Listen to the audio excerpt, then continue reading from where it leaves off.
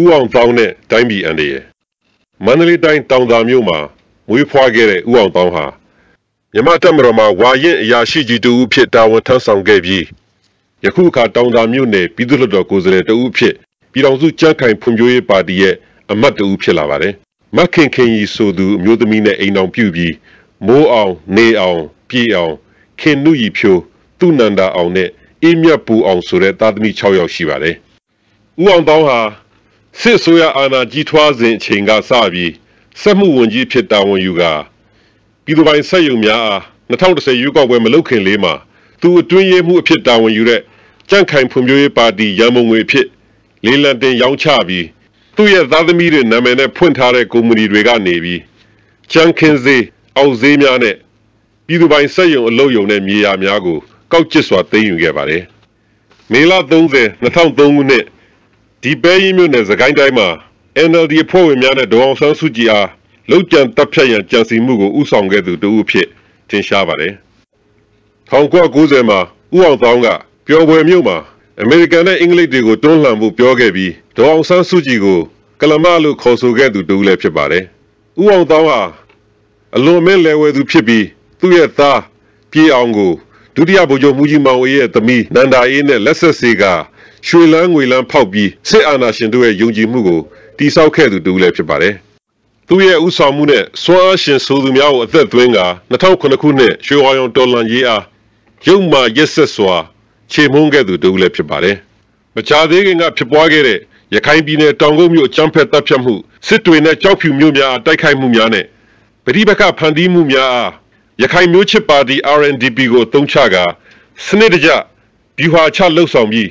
းမိထီလာနဲ့တခြားမြို့များကိုပါပြတ်နှံ့အောင်ဥဆောင်စီစဉ်ခဲ့သူတူလည်းဖြစ်ပါတယ်။မြို့ပြလူမိုက်တပ်ဖွဲ့များကိုဖွဲ့စည်းခြင်းဖြင့်နောင်ပြောင်းလဲလာမဲ့စီးပွားရေးရှင်ပြိုင်မှုများမှာလက်ဦးမှုရရှိရန်ရည်ရွယ်ပြီးပြုလုပ်နေခြင်းဖြစ်ကြောင်းထင်ရှားပါတယ်။ဥအောင်သောင်းဟာလက်ရှိကာလုံဖွဲ့မှာအလွန်အမင်းဩဇာသက်ရောက်သောအကြံပေးဖြစ်ပြီးကာလုံဥက္ကဋ္ဌဦးသန်းရွှေနဲ့ယနေ့တိုင်မကြာခဏမနက်စာအတူစားသုံးလေးရှိပြီးအလွန်ရင်းနှီးရသောလူယုံတော်တူလည်းဖြစ်ပါတယ်။ဘာကြောင့်ဥအောင်သောင်းနေနဲ့ဒီပြဿနာတွေကိုဖန်တီးနေရပါသလဲ။ပြုပြင်ပြောင်းလဲရေးဝါဒီများဖြစ်တဲ့ဦးသိန်းစိန်နဲ့ဦးရွှေမန်းတို့ကိုပြည်သူလူထုရဲ့ယုံကြည်မှုကင်းမဲ့လာစေရန်နဲ့အနာဂတ်နိုင်ငံရေးမှာကြံ့ဖွံ့ပါတီရဲ့အစွန်းရောက်ဝါဒီများနေရာရရန်ပြုလုပ်ခြင်းကတကြောင်နှစ်ပြည်သူတို့ရဲ့ဘုဒ္ဓနေပါမှုကိုအသုံးချပြီးပြဿနာဖန်တီးတတ်သူထောင်ထွက်ဝီရသူခေါ်ဝင်းနိုင်ဦးအားရှေ့တန်းတင်၍စွမ်းအားရှင်လူမိုက်များစူးစီးကတမျိုးဝင်တမျိုးထွက်မတီမငြိမ်ဖြစ်အောင်ဖန်တီးခြင်းဖြင့်နိုင်ငံခြားယင်းနှိမ့်နှံမှုများမလာတော့ပဲသူဤသားသမီးများပိုင်ဆိုင်သောရင်းနှံကုမ္ပဏီများတစ်ထုတ်လုပ်ရေးလုပ်ငန်းများစောက်လုပ်ရေးလုပ်ငန်းများဟိုတယ်နဲ့ခီးသွားလာရေးလုပ်ငန်းများအထည်ချုပ်လုပ်ငန်းများအများအနည်းတူရှင်ပြိုင်စရာမလိုတော့ပဲလက်ဝကြီးဥက္ခာ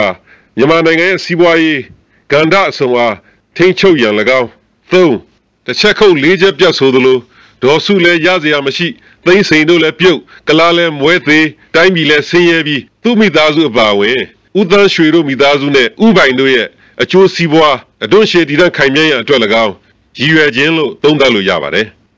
ဒီစီမံကိန်းတွေအကောင့်ထဲပေါ်ရမှာတော့ဇေကဘာဥခင်ရွှေကပိုင်ရှင်လို့နာမည်ခံထားတဲ့မြရိပ်ညိုဟိုတယ်ရဲ့ပိုင်ရှင်အစ်စ်ရခင်ထောင်လန်းရေးမှုဥခင်ညွတ်ပြီးတော့ထောင်တွက်ဝီရသူခေါ်ဝင်းနိုင်ဦးနဲ့ဥအောင်သောင်းရဲ့မြို့ပြလူမိုက်တပ်ဖွဲ့စွမ်းအားရှင်တွေကဆောင်ရွက်နေပါတယ်ဥခင်ညွတ်ကထောင်လန်းရေးနဲ့ဗျူဟာမြောက်ဆက်သွယ်ရေးကွန်ရက်ကိုတည်ထောင်ပြီးအများဆုံး cell phone စနစ်ကိုမသုံးဘဲတပ်သုံး radio system ကိုလေလှိုင်းအသစ်နဲ့ကွန်ရက်တစ်ခုကနောက်တစ်ခုကိုလျင်မြန်စွာဆက်သွယ်ပြီးစီမံကိန်းကိုကွပ်ကဲခဲ့ပါတယ်အချို့သင်္ကန်းကျုံအကြမ်းဖက်သမားတွေဟာတိုင်းရင်းသားဒေသများမှာစစ်တမ်းကြောင့်မိဘမဲ့ဖြစ်သွားရတဲ့ကလေးတွေကိုတပ်မတော်ရဲ့အတင်းသွတ်သွင်းကယခုမြို့ပြလူမိုက်အဖွဲ့မှာမြေစာပင်အဖြစ်အသုံးပြုနေခြင်းဖြစ်ပါတယ်မိထီလာမှာမီးရှို့ခဲ့တဲ့သင်္ကန်းကျုံတွေဟာဒေသခံမြန်မာတွေမဟုတ်ကြပဲတိုင်းရင်းသားစကားပြောတဲ့လူငယ်အစိုးရများဖြစ်တာကိုလည်းထောက်လှမ်းသိရှိထားပါတယ်ဒါကြောင့်ဒီဝီရသူခေါ်ဝင်းနိုင်ဦးခေါင်းဆောင်တဲ့669အကြမ်းဖက်ဂိုင်းဟာဗုဒ္ဓဘာသာဂိုင်းဆိုင်ပြီးမျိုးချစ်စိတ်ရှိတဲ့မြန်မာလူမျိုးတွေကိုခုတုံးလုပ်ပြီးသာသနာကိုဖျက်ခါတိုင်းပြည်ကိုမာဖီးယားအောင်တောင်းတဲ့အပေါင်းပါတို့ရဲ့လက်အောက်သို့ချရောက်အောင်လှုပ်ဆောင်နေခြင်းဖြစ်ပါတယ်ဒါကြောင့်လွတ်လပ်ပြီးတရားမျှတတဲ့ဒီမိုကရေစီစနစ်ကိုသွားခြင်းရင်ဒီလိုရုပ်မာတဲ့ သာသနာပြက်ခရိုနီအောင်တောင်းတဲ့အပေါင်းပါတွေကိုဖမ်းဆီးအရေးယူဒါမှမဟုတ်တိုင်းပြည်ကနှင်ထုတ်မှသာငြိမ်းချမ်းမည်ဖြစ်ပါကြောင်းတင်ပြလိုက်ရပါတယ်။ဘိုဘကိုဧပြီ 23 2013ခုနှစ်